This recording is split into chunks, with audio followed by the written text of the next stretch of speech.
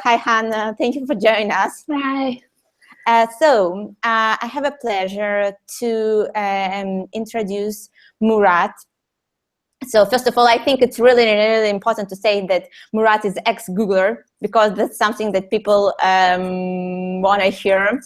I think about his background, and you can ask him tricky questions, because that's what he emailed me actually. And so you can just, ask everything you ever wanted to know, you ever wanted to ask about Google to Murat. Right now he's running his own business.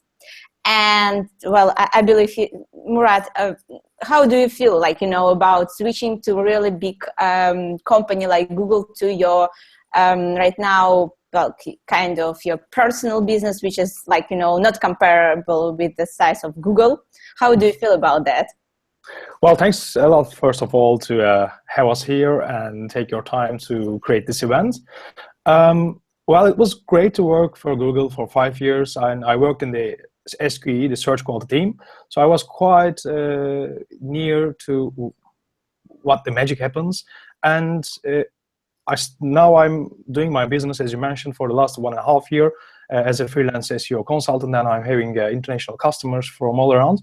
So it's what I miss is a lot that the internal tools. So they were quite helpful for me to identify what's going on a website and why it is ranking or not ranking at all. But I still remember some stuff from Google, and that really helps me to stand out on the competition. Because when I was in Google, I was seeing SEO as a whole a lot about black hat, but it wasn't real, because when I started doing my own business, working on the best practices that actually Google gives some clues about really helped me.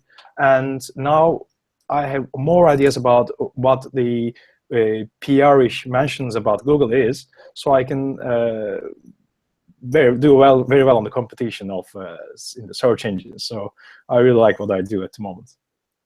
Awesome, Murat. So Murat will tell us about how to create high quality content that will be, first of all, aimed for visitors and making it Google friendly. And as far as I already mentioned, Murat has a vast of experience to talk about that. So Murat, go ahead and tell us how to create those high quality content that Google will definitely love. Sure. So today I'll be talking about creating high quality content and make it rankable. So the most important thing about is that to understand what your audience wants and to listen your visitors and users, and then comply with Google's rules so that you can actually get your index, get your content index, and start ranking. So first, I will a little bit give an introduction about myself. As Alex mentioned, I'm an SEO consultant at the moment, running my own business, and I used to work at Google for 5 years in search quality team. And I'm also a startup co-founder, SearchRest, also on advisory board of 2 startups, KTH Event Agency and Indesera. So I'm being judged in the UK Search Awards this year, and will be judging in next year as well, plus in MENA Search Awards as well. I have a degree from bachelor's degree from engineering, computer engineering, and also I did my master's of science in computer engineering. You can reach out to me either over Twitter or LinkedIn. Just feel free to ask me any questions. I won't disclose the secrets of Google, but still. So the right side, as you can see, there is a web page, which is Mental Up. It's a Turkish one, but I wanted to use it as an example on a couple of the slides. I try to mention how can you create a high quality content, because I started work for them like 5 months ago, around August, and I've been consulting them. I've been giving consulting them to how to rank on the search engines. But then again, they saw a great improvement on their rankings, and then more signups, more profit. So they wanted me to include in that project. So I can actually mention quite of the internal stuff of Mental Up, although it is Turkish. So I'll be using this as an example. Let's start with the definition of high quality. So the definition is clear. The content is much better than the other ones. The content is helpful to the users they are looking for. But the definition varies from the many different perspectives, especially being high quality might differ from an industry to another one.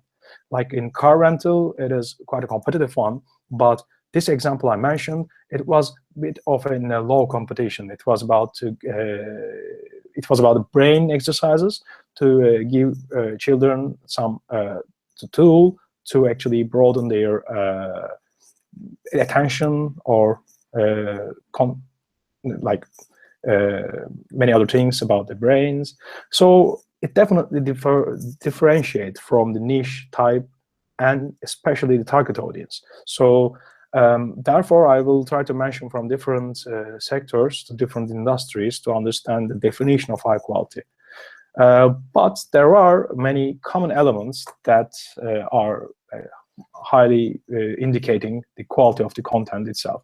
So as you can see on the slide, I mentioned like 10 of them, but these are just examples. So like your content needs to have an appropriate length and to use rich media. It needs to be readable, commentable, and definitely providing added value. Because this is not only for how Google works, but this is generally to help the users. Because actually Google tries to help the users, so this is indirectly how you can create high quality content. So I will go more into detail about the principles I have defined myself to create the best content for the users. And most of the principles and the pillars of to create high quality content is actually relying on those different elements, as you can see in here. But why do you need high quality content? Because Google has evolved in a great artificial intelligence tool. So it's now not only trying to find the keywords that you actually can stuff about on your page and then you get ranking. No, it has changed a lot, and Google now is trying to identify the context, the topic that your page is about. So it's not only the keywords, it's not only the text or images that you put on the website, but Google definitely says that focus on the user and the ads will follow. It's one of Google's foundations. So this is the #1 priority that Google explains. This is what they believe. And you need to actually really believe on that. This is not a PR mention. This is not something you can call as a PR bullshit. This is really the foundation of Google. So if you are trying to re-engineer a complex tool, you will actually fail probably in long term, because it's such a complex tool that you won't really understand how Google picks up a content and ranks it #1. But you need to identify the principles, how Google works. And this is the only way you can provide the best experience to your users.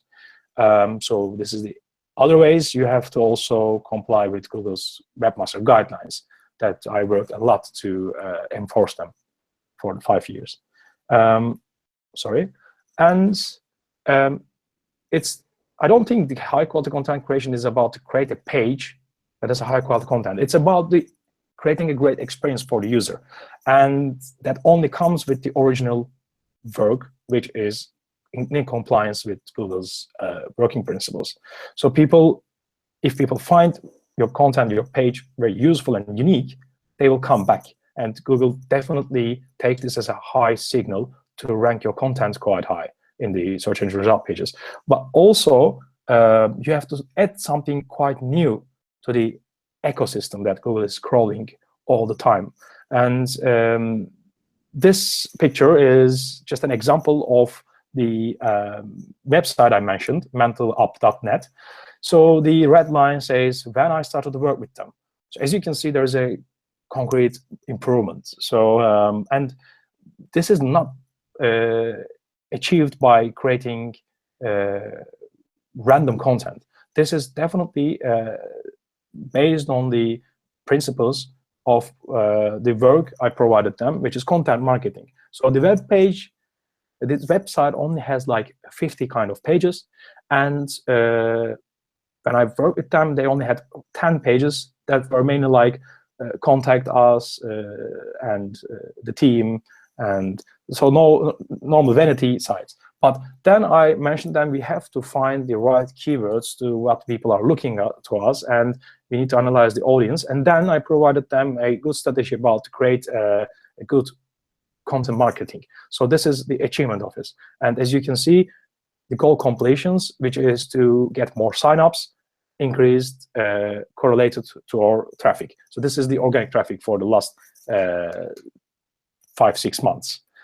And I would like to highlight the power of the content. As I mentioned, I mainly focused on the content marketing for this client of mine. Of course, I did some technical improvements, on-page improvements, etc. But 80% of the success here is based on the content creation. And as you can see, in the last 90 days, there is a spike on the traffic and the clicks and the impressions. And I just wanted to highlight here that the number of the pages we created. We only created like 20 blog posts. So that's it. And that has make this startup to be investable. So now they are going for some investment rounds, and they are quite successful. Today, actually, we will meet with an investor, and probably we will get this, because we have shown that improved the traction, and this is a solid foundation that people can invest in your business. So I wanted to highlight this, not to say that I'm helping my clients and I'm great, but I wanted to show you concrete examples of the work I have spent time. So if you want more traffic, this is what everybody wants. You want to get actually profit after this traffic. And you can only get this if you have useful and unique content, returning visitors, and if you can manage your the expectations of your visitors by using right, for example, description titles and on-page elements and the content itself. And you definitely need some high-quality links to your content. So these are the stuff that help you to attract more people, visitor on your site over time, and you will be profitable. Your startup or your business might get more attraction. So at the end, high-quality content will help you to get high-quality links as well. So you don't have to ask for people to, I want to buy links for that number or something, but you don't have to even outreach people by sending emails. So this is, in our business, we didn't do this at all. And you can see, as I started on August, they already had some brand mentions, some links from other sites, because they were in startup investment rounds, so they got some mentions on the media. But after that, with the help of the strategical content marketing creation, you can see the improvement, the spike on the numbers of the backlinks we get. And be assured that all the links are high quality. You can check on Ahrefs and stuff. And the number of the backlinks are now 4 times bigger than when I started. And what I mentioned by managing the user expectations, it's mainly you have to look at the behavioral metrics. So now I would like to get your attention to see the metrics here. So the impressions, clicks, click-through rates, and positions, they all went up. And bounce rate slightly went down, which is good. And you can, this is only the last month. So you can see the month-over-month comparison between October and November. And the right-on side is Turkish, but it says signups. So the signups is improving like 70%. And this is just a one month's business. In order to achieve this, I will mention about the foundations, but before, what you shouldn't do is to create poor content. I mean, it is definitely easy to create content, but you can use automated tools, you can use a piece of information you find from somewhere else, you can spin them, but at the end, they will be a waste of time, energy, and resources, because it's not definitely going to rank well. So Google's algorithms and the principles are quite complex to identify the spam at the end of the day. It might be beneficial for a couple of the day, but the long term, if you want a successful business, a startup to brighten, that you definitely need to work on the good techniques. And just wanted to mention this as well. In the brand mention is a good signal, a concrete signal for Google to identify that your business is actually doing well. And you can see I joined on August, and then it's ranking up as well. So they are all correlated to each other, but they're not the causations of the ranking. So it's a bit more complex than it. And how can we create the high quality, better content is that I define 5 principles about this. You have to have useful, informative page, more valuable, something different than the other sites, credible, which is trustworthy, based on the people that are actually very well known about this, and they are writing content about this, and a high quality that I will mention more. And you have to get engagement. So you need people to comment on this, ask you questions. People need to share on this. Now, let's have a look at more close view. Start with useful and informative content and page. There is an example. Let's say you are launching a restaurant. What you have to include is that location, hours of operation, the contact info, of course, the menu, the prices, and you might need a blog to share the upcoming events. So these are some simple examples, but this is the foundation of how you can get traffic by defining a strategical content marketing. That's easy, and this is practically what I did. And your page at the end needs to provide a complete, comprehensive description of the topic, which is, as I mentioned, Google is looking for the context of the keywords that the queries people are searching for.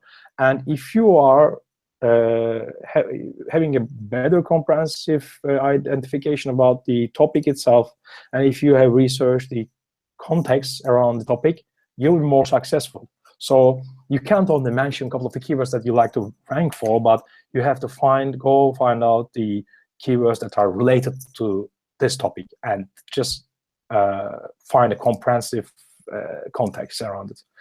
And what I mean by being more valuable than the other sites, adding more value, is, let's have another example. So you are on the rent-a-car business, which is highly competitive, and you want to make sure that your article provides more value. And that can only be if you are providing a good asset, which is to have a different perspective than the other sides around. So if you're just talking about the same thing by slightly different variations and very slight different adding new stuff, that shouldn't really work very well. So at least in the long run. So you just need to work on some techniques. You have to be researching and repeating that research all the time. So 2 basics tactics about this: to do SERP analysis. So this might sound easy, but this is how you can understand how Google has picked up a high quality content. Just go on, find your keyword and search for it on the Google, and then look at the top 10 sites. Try to find the shared patterns that actually made them stand out than the millions of the other pages. So why? Try to understand why. And if you have analyzed the elements that why Google has picked those pages on the top 10 results in the SERP, then you will probably find the strategy that you have to work on. And for this, you can browse more web reference on more materials around Google, around other platforms. To do this, I use a couple of tools. One of them is BuzzSumo. So here, as you can see, this is the Turkish version of attention deficiency, which is one of the elements of our business. I mentioned mental up. So I look at this to understand how many times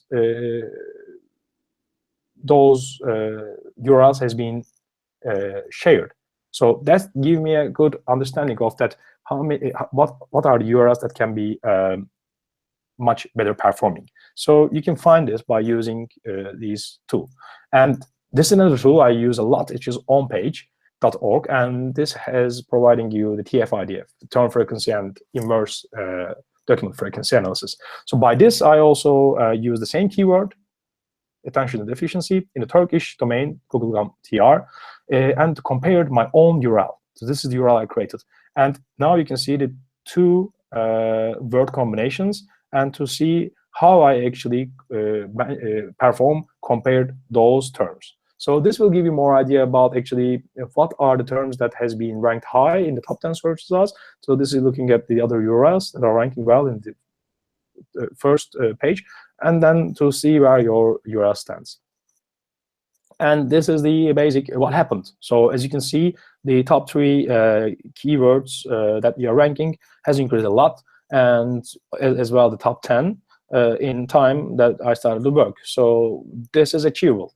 And you can ask yourself a question, which is, are the topics that I created are driven by genuine interest of the readers, or it is just try to create the content to guess how Google might work? So this is a good comparison that you can do. So just focus on user, focus on what users like, rather than, oh, Google has picked up this site because of the canonical. No, it doesn't work very easily like this. And you have to create credible content. This means your site needs to have a good trustworthiness and good reputation. To build this, to create better signals for Google and for users, you can provide your author's biography, or you can include testimonials from real customers on your site, or on your page, or on the content that you are trying to market. So by doing original research, try to find citations, link, reviews, testimonials, you can achieve this easily. And you can always ask yourself this question: is this written, this page of article, this page of content, written by an expert, enthusiast, or is it just more shallow in the nature? This is a good comparison. Very easy questions, quite easy to understand, but they are definitely working very well. And it's significant that you are creating something new. Google likes new ideas. Google doesn't like repetition, duplication, syndication. You have to create something new, add something new. And what are the foundations of high quality? As I mentioned, it should be unique, specific, and it shouldn't be mass-produced or outsourced on a large number of other sites. So you have to keep this in mind, that your content needs to be created for visitors to have a good experience. Don't think about Google in the start. Just, you will optimize that later, and I will talk a little bit about this later on. So just don't duplicate, overlap, and create redundant articles on the similar topics. Just don't create 5 pages about the attention deficiency. I didn't do that. I only created 1 page, and this is now ranking for 15 different variations of the queries around the same topic, and #1. So you can definitely do that. And you need to gain more trust about the information. So in order to do this, don't create short, unsubstantial, and unhelpful specifics content. Your content needs to be engaging. So to engagement, you might use rich media that gets more attraction. Videos, infographics, original research, papers, white papers, analysis reports. You can definitely use them. And to create more engagement, get regular updates by people commenting on your profile, either on the site or by using Facebook, Twitter, or something as a social media widget.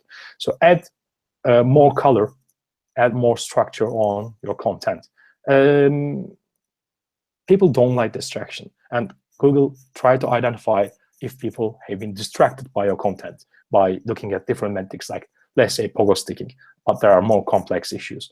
And you need to identify those distractions, like spelling errors, factual errors, stylistic errors. Just check your content more time. And excessive use of ads is also one of the distractions that either Google or users don't like.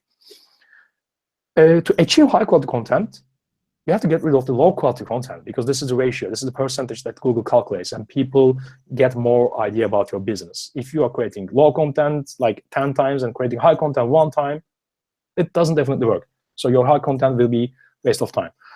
How can you do this? Go ahead and identify low quality and that bad pages. Like, you need to remove them, merge them, or improve them. Or you can even, if you can do this at all, or a lot of the pages of you have is low quality, as you can see, then try to move it to another domain. So at the end of the day, you will get definitely more rankings. So low quality, just even a couple of them might impact the whole site's ranking. So just, this is the first thing you have to do: clear the dead web pages. So I use different tools to do that. For example, Deep Crawl is a great tool that gives you a highlight about what might be the issues. For example, duplicate content, duplicate titles, short descriptions, wrong canonicals, failed URLs. So you get a great idea about all the issues, all the technical and on-page issues of your site, by just looking at a couple of reports, which is creating in no time. So don't waste your time too much. Start using those kind of complex tools to identify your contents if it's low or high quality. And you have to focus on long-term rankings.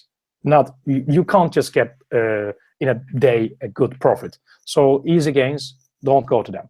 So, but there's always the competition. So you might not be very lucky that your competitors are sleeping. They're not doing anything. So in order to keep up with the competition, you have to create fresh content.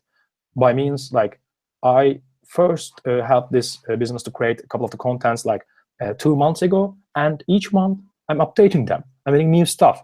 I'm saying, okay, I updated this content, and that gets more attraction. That definitely picked up by Google more. So there's a kind of a correlation between the crawl rate you have and the rankings you will get. So try to create fresh content.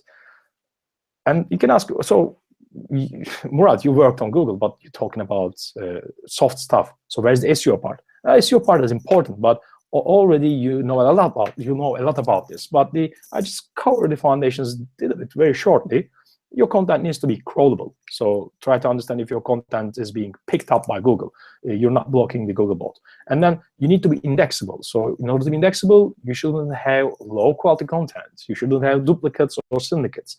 And to rank well, you have to do well. So that's what I try to do, help you to understand how can your content rank much well. And I just excluded a couple of examples, like in order to have a better SEO, your page load speed needs to be high. You need to match up the user expectations by right titles and descriptions, zero broken links, mark up and structure your content. Google is like a 5 years blind old guy, so you have to really structure the content you have written, and then create a great navigation on your site. Optimize the images, like add alt text and shorten them, and definitely make your site mobile friendly. So this is a couple of the vanity metrics you can look, like check your titles, descriptions, the length of them, if the URL is readable or not, look at the canonical if it is right, or look the header text if you are using a good structured nesting content. You look at the images you use, if they have readable physical locations, if they have alt text, and integrate the social platforms to your website so that Google might analyze much better if you have been linked or shared in the web. So this is just an example. Like I fixed up some blocking issues. I fixed up if I wanted to be sure that Google bots are seeing exactly the same that the people are seeing. So that definitely pays off. So look at the technical side on what you do. And this is another great tool that I'm using, Botify. It really helps you to understand if your performance is very well. Here in this screen, I, for example, look at the page load performance, but you can definitely look at the contents, quality, tags. So this is similarly doing a lot of stuff that deep crawl is doing very well as well. But I mainly use this tool for the understand the performance of my page, of the site. So there is no easy gain without pain. And by starting doing some SEO, by starting to create some great content, you might always be slow, like slip to illicit techniques that are used to manipulate Google. So as I mentioned, I worked in search quality team, so I had a lot of experience to find spam, fight with it, and I can say Google is doing this great. Well, you can definitely see sometimes, oh, but this URL is spammy. How can it rank #1 or something? But did you look at for a couple of times? Did you look at the time rank that it has ranked? Probably it didn't rank well on time. So Google is doing this job very importantly, significantly, and they are getting much, much better to find the black hat issues. So just don't do it. Stick on the white hat tactics and strategies that I mentioned, and try to create added value at the end. So that's what it matters. If you have questions, I'll be happy to answer them.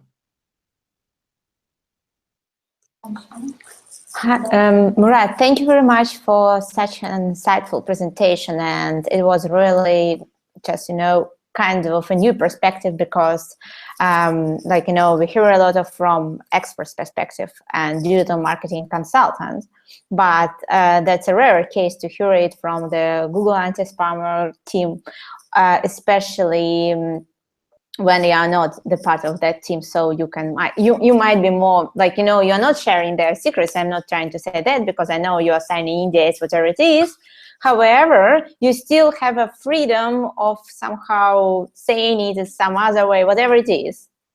Right. So I would say you are not associated with them so tight right now as far as you left Google. I think, as we've already done it previously in other sessions, we are going to do the following. All the questions and answers we are going to leave for our, till the very end. And then we are going to have a proper conversation between us and also picking up questions from our audience. Is it going to work for you? Sure, definitely. Sorry that I used more time than I planned. Okay. You should say sorry to Paul and Hannah, actually. Sorry, Anna. I'm joking. So, and I believe we are ready to move to our next speaker. And I have a pleasure to introduce Hannah Thorpe. And she's a very, very talented and also young digital marketing consultant. And also, I think she's, she does a lot of speeches, actually. I think we meet each other quite frequently on different conferences. The very last one was Ungacked in Las Vegas. Yeah, that was Ungacked in Las Vegas, I believe. And I hope to see you, Hannah, more. And that's great to see more familiar faces at digital marketing events. So if you've never seen Hannah's slides and presentations and videos, I highly recommend you to search in Google. And she's right now a commercial director at Y.net. And she does an integrated digital marketing campaigns, as well as she talks a lot about technical side. And today she's going to cover a very, very interesting topic, I would say. How strategic is your strategy? Hi, Hannah. Thank you very much for joining us. Hi, thanks, Alex. Right, let me see if I can do this, because this is always something I'm bad at, is getting Think Tech to work. So yeah, I can see your there slides. we go. Yeah, all good. Perfect. Okay, so as Alex said, I'm going to talk all about how you can kind of know if your strategy is going in the right direction and if it's actually going to get you the results that you're looking for. To give you a bit of background on me to start with, I'm commercial director currently at an agency called Y.net. So at Y.net, we do a whole host of things from technical SEO all the way up to kind of content, digital PR and outreach as well. It means that our approaches tend to be quite integrated, and it also means that we get to see a lot of the crossover between the kind of different branches of SEO. Something that we've noticed as the more and more we've worked is that we use a lot of the same words. So you'll create a technical strategy just as well as you'll create a content strategy or an outreach strategy. And whilst we bang these words around, quite often it's difficult to know really what it is we're trying to talk about. I think in digital, there's a lot of words that have started to just become noise. So how many times in your office have you made a joke about kind of a buzzword or word cloud? If you write for certain digital blogs like Search Engine Watch, you will be sent a list of words that they'd rather you didn't use. And that's because those words maybe don't really mean that much to as many other people. Like, you're not supposed to say there's synergies, mainly because synergies is an awful word, but also because it's really difficult for people to understand what you're trying to say. But that doesn't mean that words aren't important, particularly in all the different things that we do at the moment. So the way we speak to brands is we want to be human. We want them to be able to communicate and connect with their audience in a good kind of way. And we ask them to build up relationships with their customers.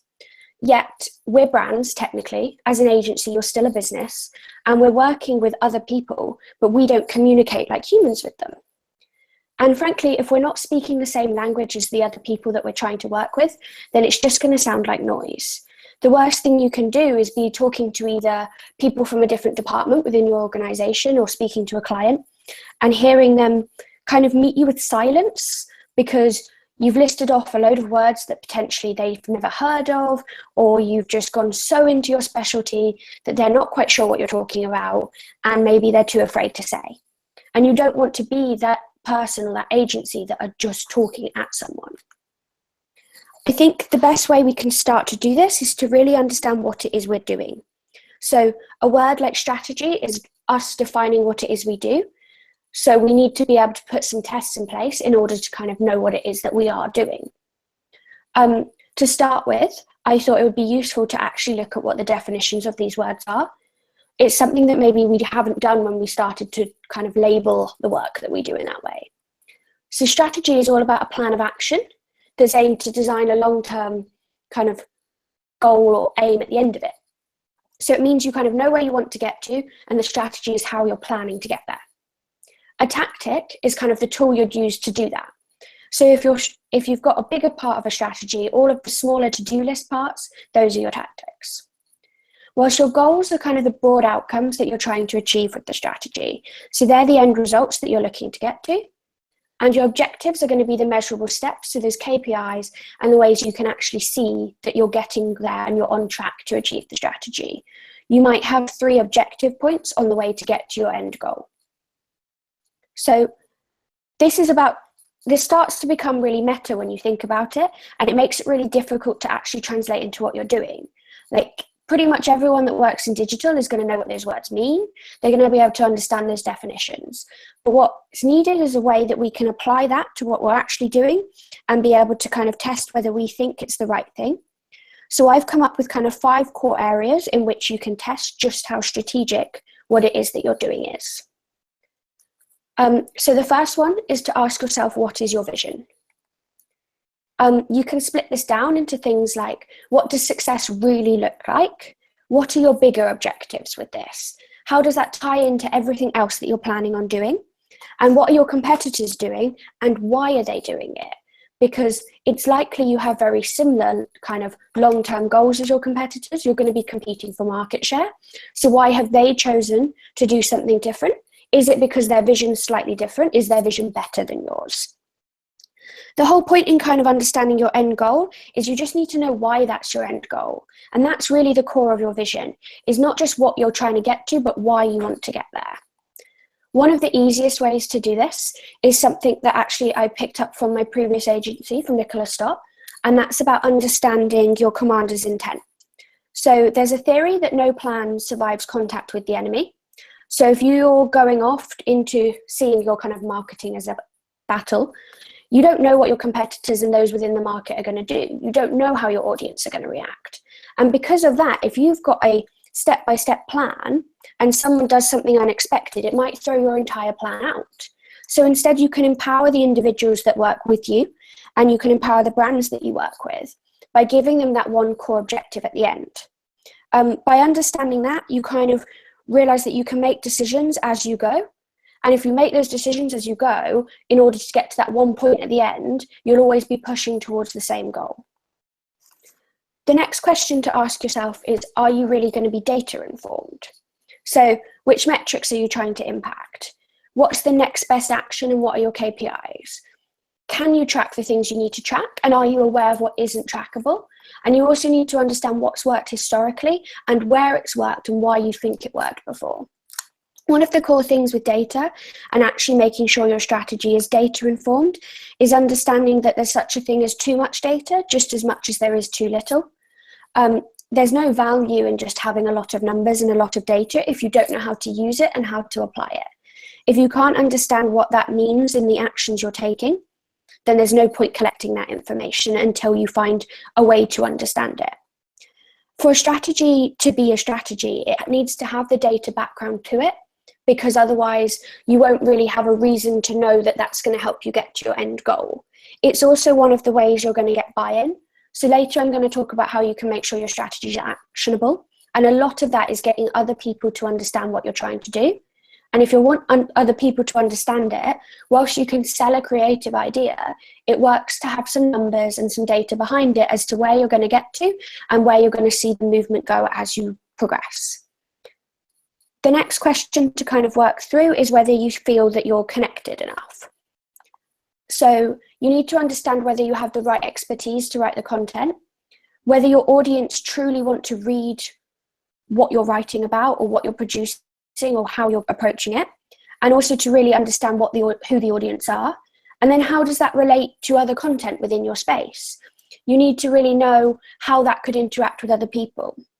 There's generally a little bit of a conflict within any business, and when they start thinking about what the audience wants to hear and what the business needs to tell them. And it's about understanding where that crossover is and how you can translate the messages to each other. There's loads of ways that you can kind of help to understand your audience more and understand what they really want. Probably too much to go into now, so I thought I'd just give you an example of one of the tools that I use.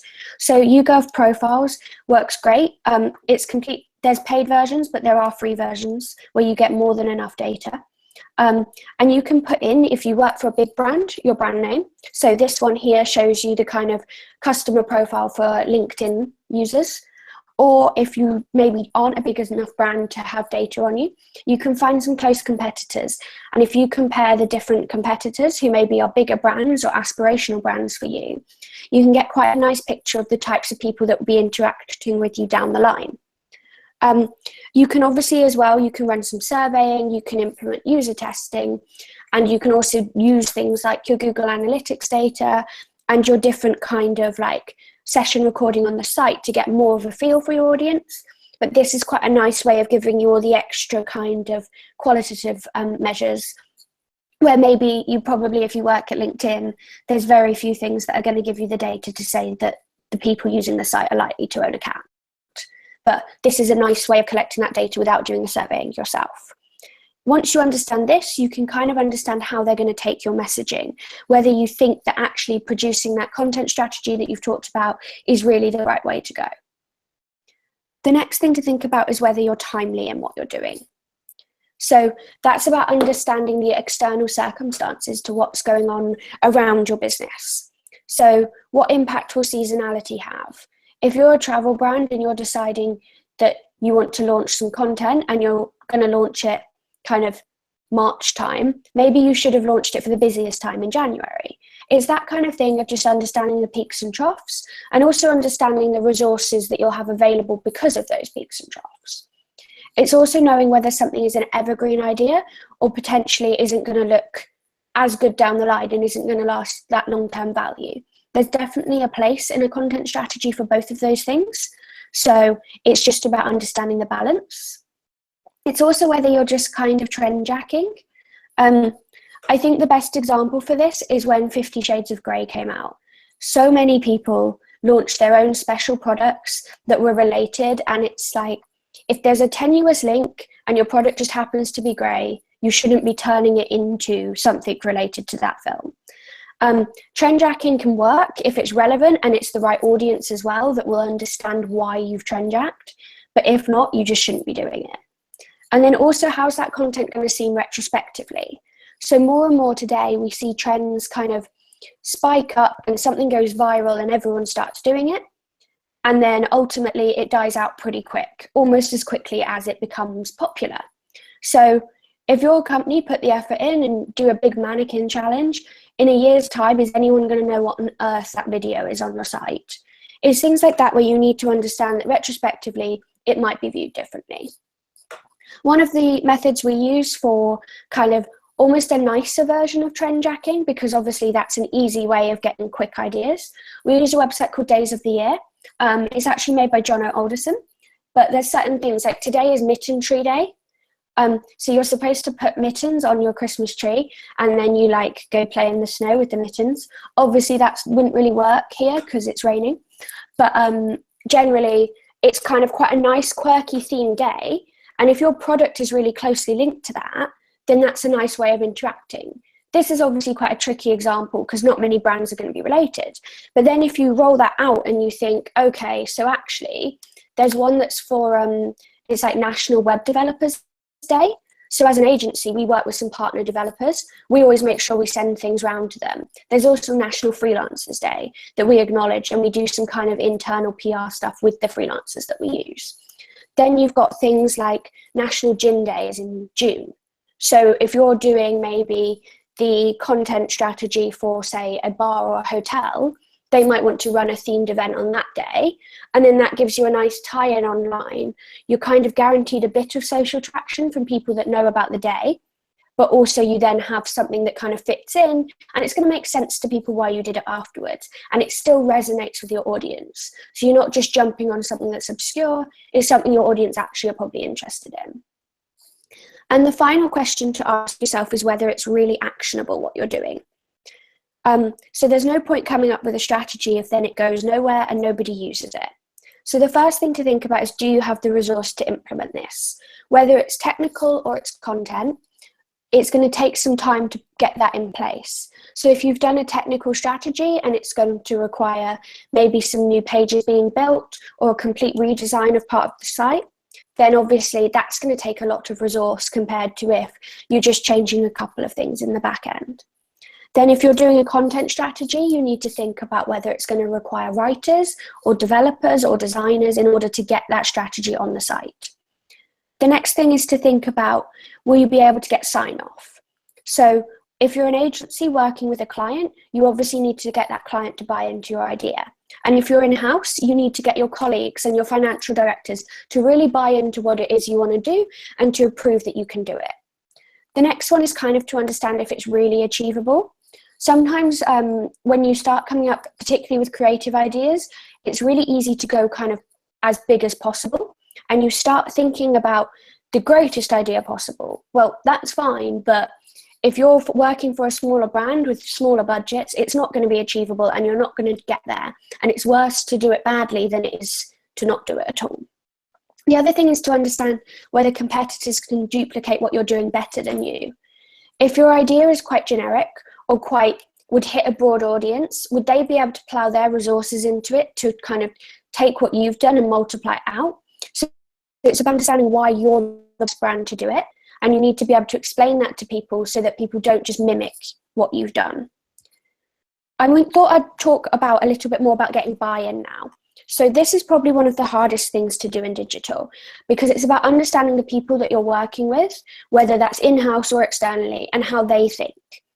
We continually say to our clients and to brands that we work with that they should set up personas and they should have every single person that they interact with in their audience in a persona group.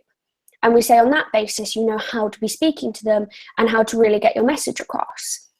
As marketers now, the best thing we could do is actually take that advice on board. If we do that, then we'll understand really whether people are able to understand our messaging. So if we put the 5 people that sit on the board into persona groups, we'll be able to really translate what we're saying.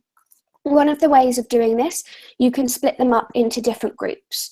So there are groups such as you can call people the peacefuls. They're the ones that maybe don't want conflict, and you really need to speak to them in a kind of calm and approachable manner and help minimize the way that they're going to see conflict in the business as a result of your plan.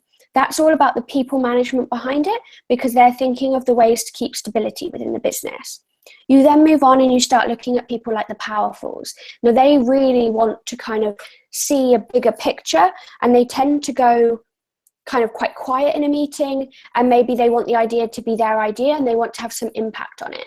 That's about understanding that sometimes you need to kind of give up control a bit in order to get what you want done. You've then got people that would fall into precises, so those that are data obsessed. They're going to want a spreadsheet and a forecast and to really understand where it is you're going with it. By splitting people into those kind of groups, like, it's a really rough way of doing it, but it's going to help you kind of get your message across and really ensure that everyone knows what it is you're trying to do and why, and it's put in a language that they truly understand.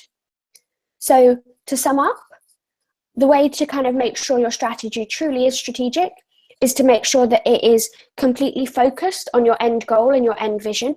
It's data informed and it understands what it is success is going to look like as a result in terms of numbers. It's connected both to your audience and to your internal resource to make sure you're truly the right experts to be doing it. It's timely and fits in with what's going on externally as well as internally, and will work retrospectively with your audience. And finally, that it's truly actionable, and you'll really be able to get to the stage where it's fully implemented without hitting any stumbling blocks along the way. And that's everything. So thank you very much for listening, everyone. Thank you very much, Hannah, for such an insightful speech. I really love your approach. And I think, also the part about communication, some people tend to miss that. And I think it's crucial because you need to communicate your strategies and be sure that everyone is on the same page and is ready to implement it. And I think we are ready to move to our very last speaker in our session. And I have a pleasure to introduce Paul Wood. And Paul, can you hear me? Yes, yeah, I can. Okay, so Paul is the founder and managing director of their digital marketing agency. So here, I hope I'll pronounce it right. It's Indulge. Yeah, that's right. Okay, so Indulge UK, and it's based in Oxford. And so he has a variety of expertise in different areas of digital marketing. As I remember, he was also part of White.net team previously. And so, Paul has a passion for UX and quality management, creativity, and writing in the third person. So you are you are like a guest writer, or it's how what do you mean by writing in third person? Oh, that was writing my biography.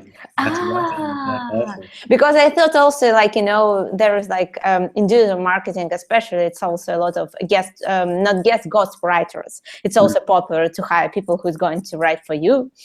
I thought that something like that might be okay. And so Paul is going to talk about today, I believe it's going to be really, really close to UX. And I think as far as he has his own passion in that, that's going to be a great talk. And you should stay with us because there's going to be benefits of using choice architecture in digital marketing. Am I right that it's close to UX as well? Yes, yeah, very close to UX, yep. Okay. So thank you very much, Paul. And so just please share your screen so we can see it. And then the floor is yours. Brilliant. Okay, can you see the presentation now? Yeah. Thank you very much. Okay, thanks for the brilliant introduction. So yes, my name's Paul and I work at Indulge Media. And we're a web design and digital agency in Oxford. And we're also based in Guernsey in the Channel Islands, which is lovely. But today I wanted to talk about choice architecture and really just cover the topic of choice, because I think that as consumers, we face loads of choice in everything we do. And as marketers, I don't know if we necessarily give enough thought to the choices that we present our customers with. So today, I just want to sort of run through, oh, sorry, I think I've lost my screen there. Give me 1 second. So today I want to run through some examples of why choice can be challenging and what we can do as marketers to improve the choice we give people. So it's about UX, it's about giving people a better experience when they come to our website and turning them into happy customers. And so throughout this, this session, I'm going to sort of introduce a few people who have inspired this talk. And the first of those is a man called Barry Schwartz. He's a psychologist in the US, and he's written many books, one of which is The Paradox of Choice. And in it, he presents something that he calls the official dogma of all Western industrial societies. And it goes like this. He says that in society, we try to focus on improving the welfare of society. And we've decided the way to do that is to increase the amount of freedom that everybody has. And then we've decided that the best way to increase the amount of freedom is to increase the amount of choice that everybody has. And so in practice, that sort of looks like this. So if we have a choice of one, which is represented here, then that's no choice. And I think we'll all agree that we can't really be very happy with that. And so what we've done as in society is we've introduced some choice. So we've said, here's a few options. And I think we'd all agree again that that would make us happier. And because of that, we've said, okay, well then surely if we introduce this, we've got more choice still, that will make us even happier. And I think that's a manageable amount. We can probably pick a good option from that. But we haven't stopped there, and this is the problem, where we've now presented so much choice that we can't even see all of our options. So no matter what we're choosing, we've got so many options that we need to really spend time and energy working out what we need.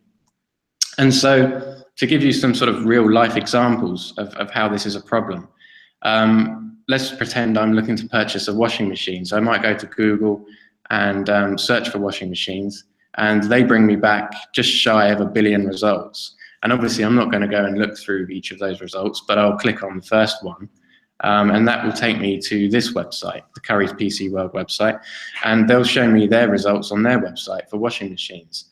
And they'll give me 20 on the first page, but there would be 206 different products to choose from that I need to then work through. And it's not practical to go and review each and every product and decide which one is best for me. So what the website does is it provides filters, and there are 16 in this case, and we need to go through each one, work out which option we need. And you can go into real granular detail, including noise level, which I find a bit odd because you're never going to really choose a noisy washing machine. You always want the quietest one you can get. So that's a challenge, but maybe washing machines are a bad example because they're a big purchase. They're something you only do every few years. And so maybe you're willing to spend the time and energy in picking the right one. So what about something a bit more mundane? So if I wanted to purchase some porridge, I might go to the Ocado website, and I'll navigate to the right section of the website that shows me the different types of porridge they have on offer. And there are 161 products. And obviously, again, I don't really want to go browsing through 160 odd different types of porridge. So I might use the filter that they provide me, and I can pick whether it's instant or traditional. There are 20 different brands, but to be honest, unless you're an expert, that's not going to mean much to you. You can then pick through the options. So you can use,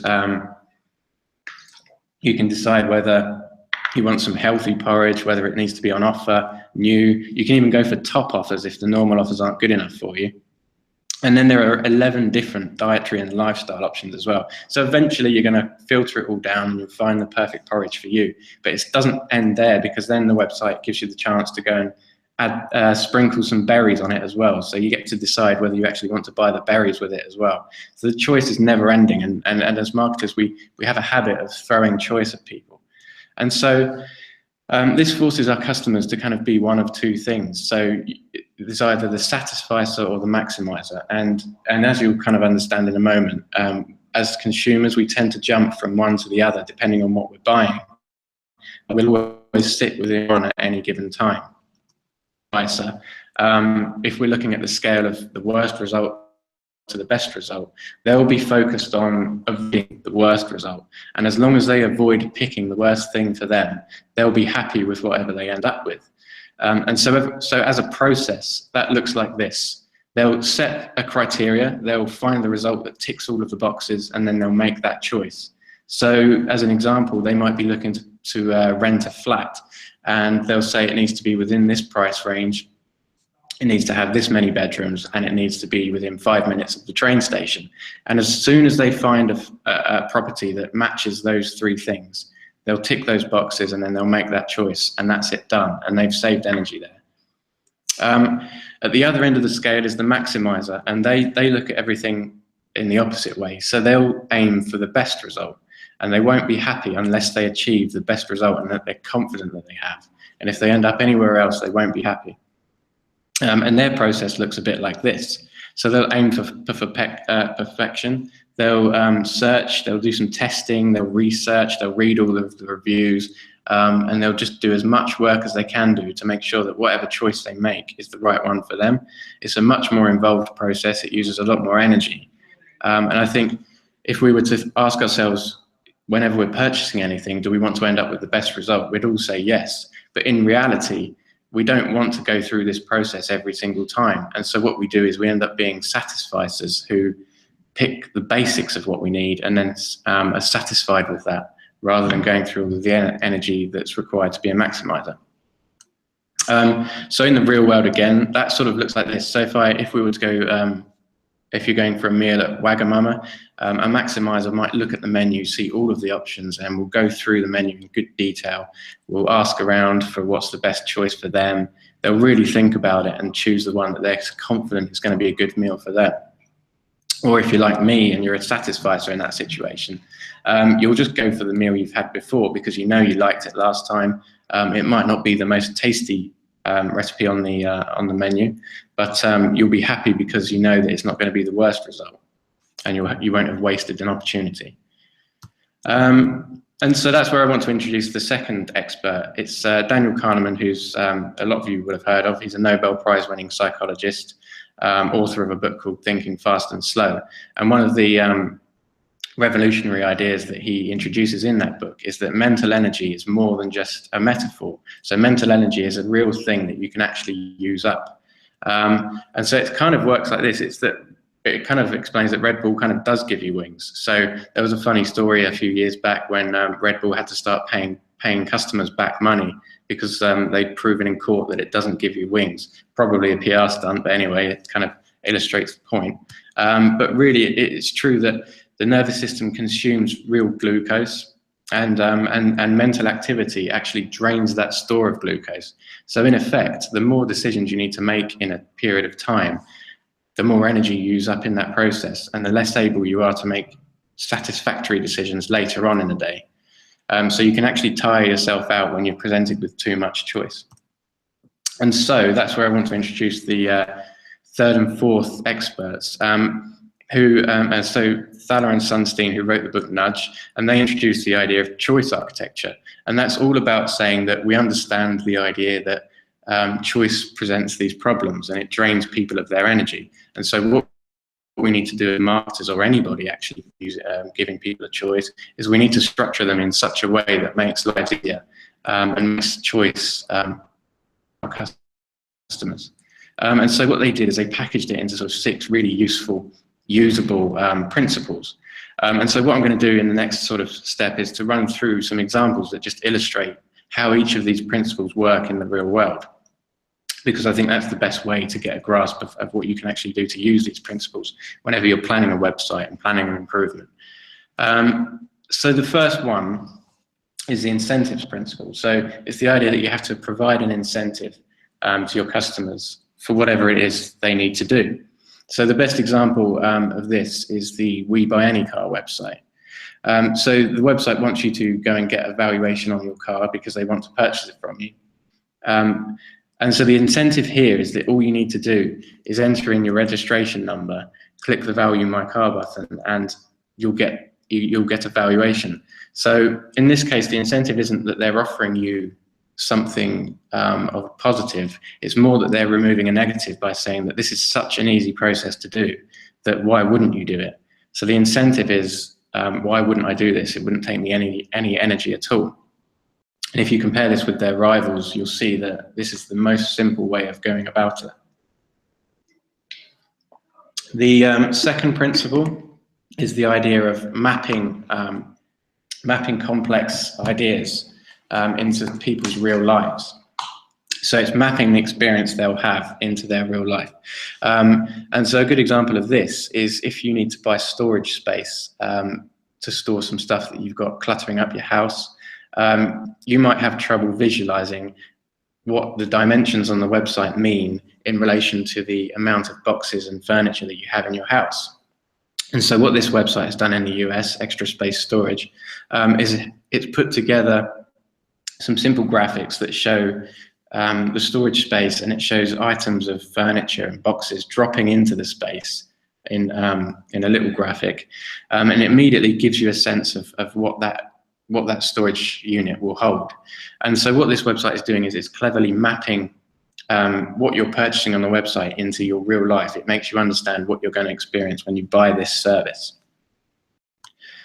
The third principle is about setting defaults. So there's a lot of research that shows that consumers are most likely to go with the default option. It's why your phone will encourage you to turn on default updates when new software becomes available, because they know that it will make your phone safer. And it's the same for websites. So in the case of donating to charity, so the UNICEF website, you can go to the donate page, and you're presented with various options of how often you want to donate and how much you would like to donate. But it comes preset with some defaults. So the default is a monthly donation of a kind of mid-range value of £16. And they know that this is a good default because obviously that as a charity, they need the donations to come on a regular basis. So having that monthly one is useful for them. And a mid-range amount is something that many people on the website will be able to afford. So they know this is a good default. We know a lot of our donations will come from people who think this is acceptable, and it saves them having to choose for themselves because they know what a normal amount is. The next principle is all about providing feedback. And how many times have you been on a website where you will have added something, or you think you've added something to the cart, the shopping cart, but you're not quite sure if you have, and so you might click the add to cart button again, or you might go and check the add to cart and it's not there, or you've added 2 or 3, and it all becomes a bit of a mess. And it's these little things that create those extra little choices people need to make. And so this website that sells quite cool design towels and things like that, when you click their add to cart button, it gives you a simple piece of feedback, which is an overlay over the site that just shows you exactly what you've added to cart. So there's no mistaking what you've just done. And that just helps you to know that you're on the right track. You know that you've added the right thing, or if you haven't, you know that you can go to the cart and remove it. And it just keeps you in line with what the website wants to do. So it's important to always provide that feedback no matter what it is people are doing on your website. The 5th principle is all about expecting an error. So there's a couple of examples of this. The one that you'll probably be most familiar with is when you're trying to send an email through an email client, and you'll say, please find attached such and such, and then you'll click send, and it will remind you that you haven't attached whatever it is you were supposed to. And so it stops you sending the email before you make that mistake. So they've expected you to make an error, and they fixed it before it even happened. And so another good example of this, and again, you'll see this around a lot, is when you type something meaningless into a search bar. So here on the gov.uk website, which is a triumph in terms of UX anyway, if you search something meaningless, it gives you a page that says, we haven't found what you were looking for, but here's a few options. You can try searching again, or remove some filters, or perhaps what you're searching for does exist, but it's in the National Archive because it was published before 2010. So they're expecting people to make mistakes and search for the wrong things, but they're telling you, here's what you can do about it. Here's how we can fix that before it causes too much of an issue. And the final principle is all about structuring complex concepts. So a really good example of this is when you're buying a mobile phone and you need to choose a data plan to go on. And so it's all measured in gigabytes. And to the average Joe, this doesn't mean anything in the real world. So nobody measures anything in gigabytes when they're working throughout the day. Even if you work online all day, you rarely think about how many gigabytes you're using. And so what the confused.com website does is it says you can choose the data allowance, and then you can choose what it is you need to do on that. So in this case, it's how many tracks you can stream on Spotify. So immediately you're structuring a complex concept, which is an intangible measurement, and you're turning it into something that actually means something to people in their real lives. So they're the principles, but they're really powerful actually when you combine them. And the best websites put them all together and come up with some successful results. So in this case, you might want to buy this nice orange jumper, and you may go to click to add to cart. Now, if I do that, what I find is that I forgot to choose the size that I need to purchase. But rather than tell me that I forgot to choose the size, it simply just brings up the fields to so that I can click on the size I need. The minute I click on the correct size, it adds it to cart. So the process is seamless. I don't need to go back and choose the size and then start again. It just does it all in the right step. And so this is using the feedback principle. It's saying, yes, we know you tried adding to cart, but here, choose your size first.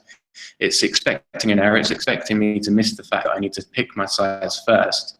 And it's given me an incentive. It's so easy. It's part of the process I was going through anyway, that I don't need to stop. I don't need to go back and change what I was doing. So the incentive is that there's just no extra effort required.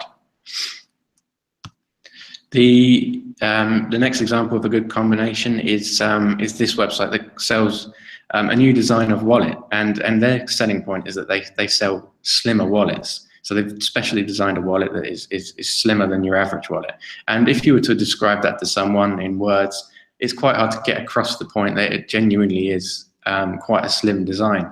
And so what they've done is they've just compared an average wallet next to this one. And then they provided a simple slider that lets you move along this, adding different amounts of cash to the wallet. And it shows you how these two wallets react differently to the amounts of stuff put inside them. And so it's a clear indication of what you can expect. So it's structuring a complex idea. So you're structuring the idea that this is a genuinely different design, and this is how it will reduce the amount of size you need to carry around with you all day. And the incentive, again, is that thing of it's such a simple thing to do. There's no extra effort required to quickly check this, that you're going to do it anyway. So again, another good combination. The next example of where this has been all combined is House of Fraser website, where they expect their customers to purchase clothes on their website and then inevitably find that they've picked the wrong sizes and will send back their orders. And this is probably quite a costly error for the company. So that, if they can get people to buy the correct size, first of all, the customers are going to be happier in the long run, and the company will be happier because they don't have to deal with so many returns. And so what they've done is they've installed this this clever piece of software that asks you a quick questionnaire about which clothes normally fit you well, which brands fit you well. They ask for a few measurements in terms of height and stuff like that. And once you've answered about 3 or 4 questions, the website will then rate every other piece of clothing on the website that is similar to the one that you looked at first, and will give it a rating based on how well it is likely to fit you. And so this means that you can now browse the website and you can see essentially like a 5-star rating of different clothes and how well they'll fit you. So you can choose the perfect size and be confident that what you're buying is the right thing for you. So again, the website has expected the error, so it's expected you to buy something that doesn't fit. It's structuring a complex idea because understanding the correct size with loads of different brands is a tricky thing to do. So they've done it for you. There's an incentive because it's worthwhile going through these few steps in order to have a better experience when you receive your delivery and not have to go to the post office and send it back. And they're giving you a default, so the star ratings throughout the site then provide that default anchor that says this will fit you well, this won't, and you'll be able to browse the site much more effectively, and it's just a better process. And then the final example of how this has been done well is on the Currys PC World website. And if you search for a product, you might be on a product page, and it's quite common for people to copy and paste the product name into Google again and find that on other websites to see if they can get it cheaper. And what Currys PC World has done is it's expected people to miss the fact that they offer a price match. Even up to 7 days after you've purchased it, they'll still match the price or beat it even. And then, so when you highlight a piece of text and click copy, it gives you this little hover that shows you that that they've got this price promise, and so it just highlights to you this extra offer that you might have missed before. So they've expected you to miss that offer in the first instance. The website is giving you feedback. It knows that you've just copied that text, and it's just saying, unobtrusively, it's just giving you a quick nudge to say, here, don't forget about this. And the incentive as well is that it's a pretty good offer. So so you're probably willing to read it and understand it and potentially come back and buy that. And actually, I purchased this hard drive after I saw that because it was the cheapest price. So how do you actually make this happen? So as a marketer, how do you apply these principles? Well, I think there are a few key things you need to keep in mind. The first one is that you need to start with the choice that you want people to make and then work backwards. And the choice needs to be something that the customer will be happy with. So it needs to be something that's fair to them, it needs to be good value to them, and something that they'll go away and be pleased about, and that they won't have to spend too much energy on, and it won't be a draining experience for them. So you work out what that scenario is, and then you work backwards from the start point of where the customer is at the very beginning, and how do you take them from the start to that choice. And then once you've sort of thought about that, you need to then identify throughout that entire process, where do people have to make certain decisions along the way? Where do they have to take an action? And where do they have to do things that use up energy, essentially? And you need to find the tough ones, and you need to simplify them. So you need to say where a tough decision is, and you need to try and pare it back as much as possible. And then you need to also review each step the customer goes through and remove every unnecessary one that you can. And it sounds like a simple concept, but in practice, it really takes a lot of work. But the hard work should be done by the marketer, not by the customer. So go through this process and really pare back everything you can. And then you need to focus on just allowing the customer to save as much energy as possible. So again, go through the entire process and really review how can I help my customer save that mental energy so that they can make better decisions and not have to waste time and energy fighting through the process that we put in front of them. And I think there are two key phases in any project where these ideas are really, really important, and that you can actually tick all of the boxes. The first stage is when you're creating an information architecture or a sitemap, and you're mapping out the flow well, you're mapping out the content of your website, and you have to start at that stage thinking about what's the journey my customer is going to go through. Where is it they're going to start? What do I want to see them first? What do I want them to see first? And where would I like them to end up? And you need to really work out how they're going to filter through the site, or how they're going to filter through any process that you're putting together, and how they can sort of get to where they need to get energy as possible. So it's super important. And in any project I work on, whether it's working on a website that exists already, or whether we're planning a new one, I put a lot of effort in at this stage of mapping out the journey and really thinking about this, whether you do it with post-it notes or with a tool online. It's so important to do this and get people involved as well. User testing at this stage is also important. And then the second stage, where this is a really important thing, is when you're wireframing. So if you come up with an idea of how to improve a user journey to give them a better choice, you need to think about all of the principles of choice architecture before you worry about design, before you worry about the ins and outs of what the content is actually going to say word for word.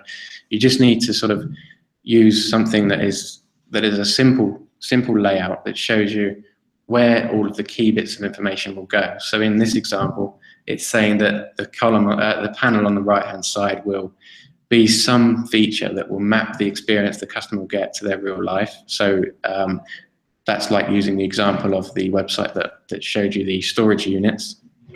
You may have a default option on any form that you have. So if there's a form where they need to choose some options, you provide them with a default, and at this stage you would work out what those defaults are, and then you give them a clear instruction, and you focus at this stage on saying this is all this page needs to do. Everything else is just surplus to requirements, and we can get rid of it, because the most important thing is that the customer has a clear journey. And so if you're not convinced that that applying these principles isn't useful, just look at the example of the UK government, who introduced in 2012 automatic enrolment. So this meant that people working in the UK previously could join a company pension, but it was an opt-in scheme. So they were offered the chance, and then they could say, yes, I want to opt in. And the government made a small change where they said, actually, now it's an opt-out. So now the company will give you a pension scheme, and you have to say, no, I don't want it. And so what they've done is they've shifted the default position from being, I need to opt into this scheme, to now I need to opt out.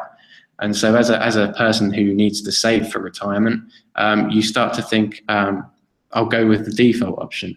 And so as you can see from this graph, the results have been incredible. Over the last few years, the number of people enrolled into pensions has just shot up, and it's exactly what they wanted to achieve. And this is directly as a result of work carried out by the experts that we've referenced in here. So I really recommend you you start reading their stuff and you get to know who they are, because the insights that they can offer can revolutionize the way you plan what you do online.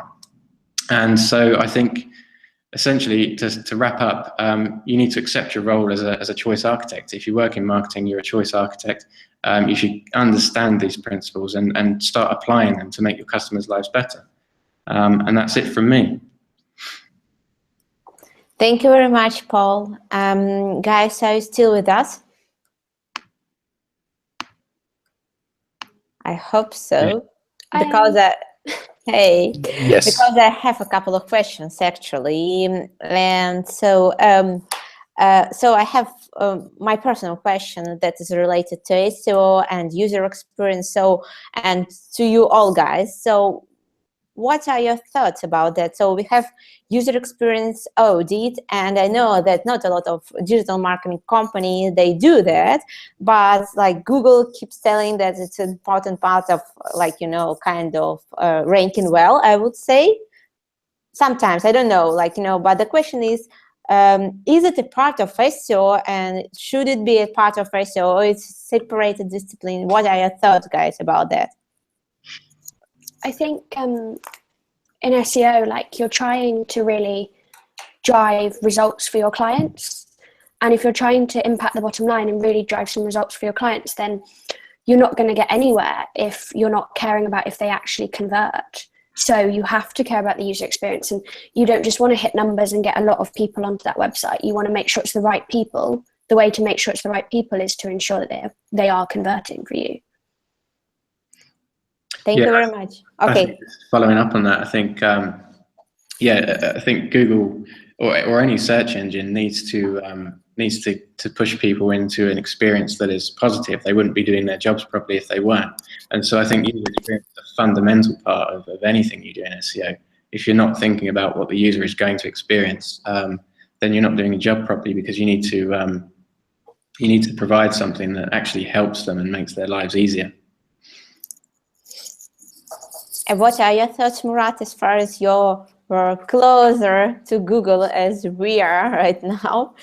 Yeah. So in my opinion, what is very significant is to create moment of truth for people. So these are the magical moments where your visitor actually finds the content quite satisfying, and then try to think about your business. So might either sign up or start buying something or something else. So it is the most important part here is that to make them think about your brand.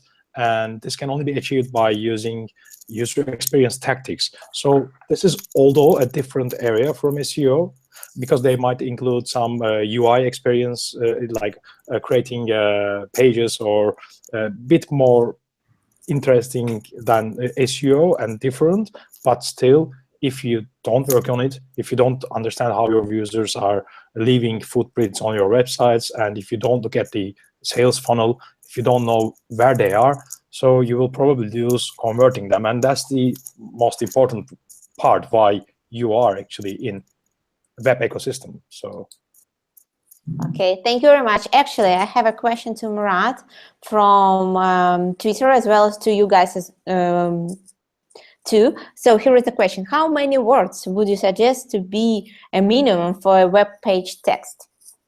That's the question. I saw that on Twitter from Alexei. So we had a conversation about this. From my experience, well, this is it depends on the competitiveness of the keyword that you would like to rank for. But the more important part than the number of the words here is that the context you are reaching. So you have to have a better keyword research strategy to understand the context around the thing that you like to rank for. Let's say you like to rank for coffee, then you also need to include sleep. You also need to include awaken. So although they are not variations of coffee, they are parts of it. And after knowledge graph that Google has started to use, Google is much complex and better to identify the, how do you say, systematic around the keywords. So it's not only mentioning the keywords a couple of times, but it's more about to go in Google and search for the keyword that you like to rank for, and then look at the common and shared elements or the patterns why this content has been picked up on the first page and it's more performing better than the others.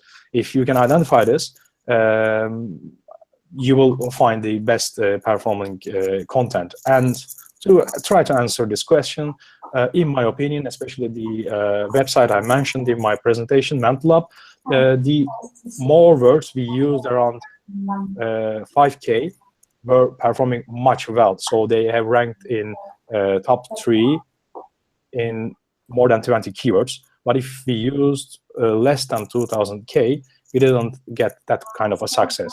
So that means you need to write comprehensive piece of content.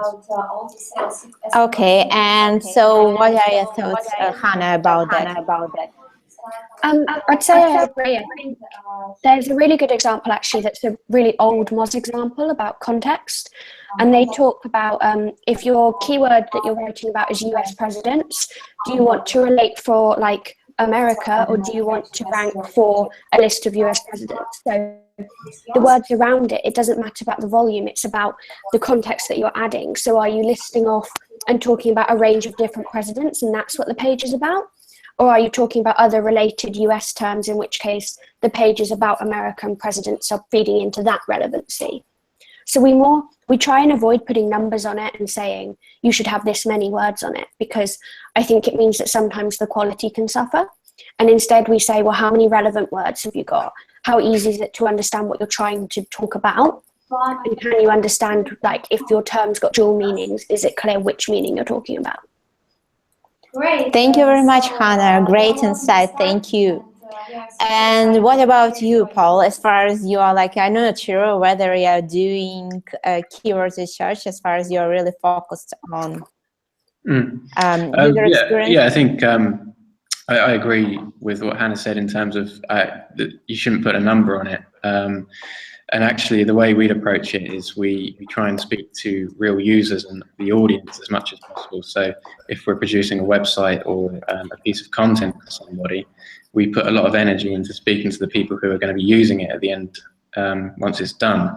And if you do that, then you get all of the answers you need anyway, and you produce something that's useful for them. And there's a bit of research around who else is doing what. And just take care of it like that. But it's for the person who's going to be using it at the end. That's where the energy needs to go. Thank you very much, Paul. Guys, do you have any questions to each other, maybe? Because sometimes, like, you know, it happens as well. What are your thoughts? I was going to ask Murat, you were sort of talking a lot about high quality content, and you know, obviously you've had the insight of working at Google. How do you take somebody from being inexperienced in working online to recognizing what real quality is online? Because if you work in the industry for long enough, you get a good idea of what quality is in anything you do. But how do you take somebody from standing still to actually picking out the key points? Yeah, that's a great question. So I guess the parameters here are that to understand how many people are actually like that someone mentioned this. So Google definitely crawls all the web all the time, and they try to identify the signals of the community. So the community signal is quite important factor for ranking and to secure your ranking as well, because Google doesn't only look at the comprehensiveness of the content that you're talking, but still it takes a look at if the people continuously like the content. So, and to understand this, if they are looking a lot to if the content has been shared on social media, if the brand has mentioned more after the content has been published, so, and other factors. So to create a catchy content, to create a catchy trustworthiness, you definitely need to look at the community and the more engagement, and that will be the key to success, and also secure your high rankings. Thank you very much for your question, Paul. And I think it was a really kind of extended answer. Thank you very much, Murat, for your insights, for sharing your insights. Thank you very much, guys, for just joining us today and being with us. We really appreciate that, and hopefully are going to see you on our next editions as speakers, as listeners. So thank you very much, and have a lovely day. Thank you. Thanks a lot. Thanks, Alex. Thank you. See you. Bye-bye. Bye-bye. Take care.